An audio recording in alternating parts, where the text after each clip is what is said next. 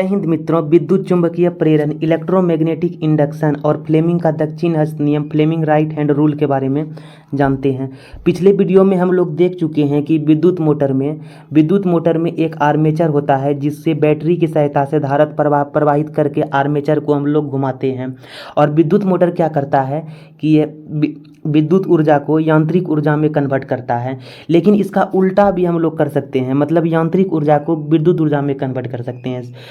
अगर आसान शब्दों में कहें तो मतलब हम लोग बिजली बना सकते हैं। इसके लिए अगर हम लोग किसी परिनालिका में जब चुंबकीय क्षेत्र रेखा को डाइवर्ट करते हैं तो वहाँ पे हमको क्षणिक धारा हमको देखने को मिलती है। इसी को हम लोग विद्युत चुंबकीय प्रेरण भी कहते हैं।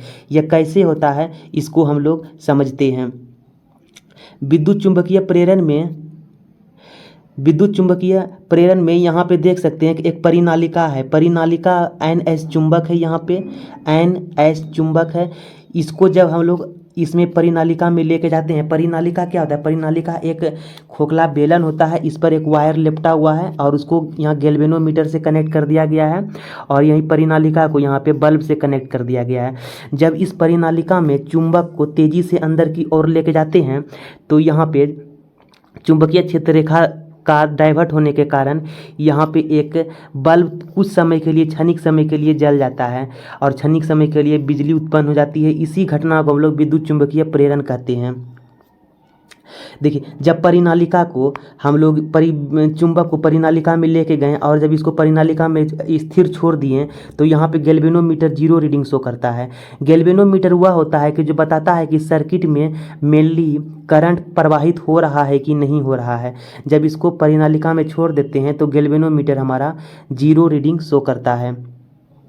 और यह तीसरा कंडीशन है। इस कंडीशन में देख सकते हैं कि जब हम लोग इसको निकालते हैं परिनालिका से चुंबक को तो उस समय भी एक प्रेरित धारा उत्पन्न होती है। प्रेरित धारा उस धारा को कहते हैं जो क्षणिक समय तक उत्पन्न होती है, इंटेंस करंट कहते हैं प्रेरित धारा।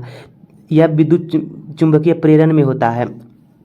तो यहाँ पर भी क्षणिक समय के लिए यहाँ गैल्वेनोमीटर का रीडिंग डाइवर्ट हो जाता है, रीडिंग देता है, जिससे कि हमारा विद्युत चुंबकीय प्रेरण यहाँ भी बिजली उत्पन्न हो जाती है जब इसको तेजी से बाहर की ओर लेके जाते हैं। तो परिनालिका में जब चुंबक को हम लोग अंदर की ओर लाते हैं और फिर चुंबक को हम लोग बाहर की ओर भी लेके जाते हैं तो विद्युत धारा देखते हैं कि उत्पन्न हो जाती है और गैल्वेनोमीटर में रीडिंग देता है। गैल्वेनोमीटर में अगर इसको बाहर की ओर ले जाते हैं तो गैल्वेनोमीटर का डायरेक्शन अपोजिट हो जाता है और जिस समय अंदर की ओर हमको इसको चुंबक को लाते हैं तो विद्युत चुंबकीय प्रेरण से हमको यहाँ पे चुंबक है तो NS है तो यहाँ चुंबकीय क्षेत्र होगा और चुंबक को हम अंदर की ओर ला रहे हैं तो यहाँ पे गति इस दिशा में हो रही है। तो यहाँ पे धारा का डायरेक्शन क्या होगा, धारा की दिशा क्या होगी, उसको हम लोगों को ज्ञात करना है।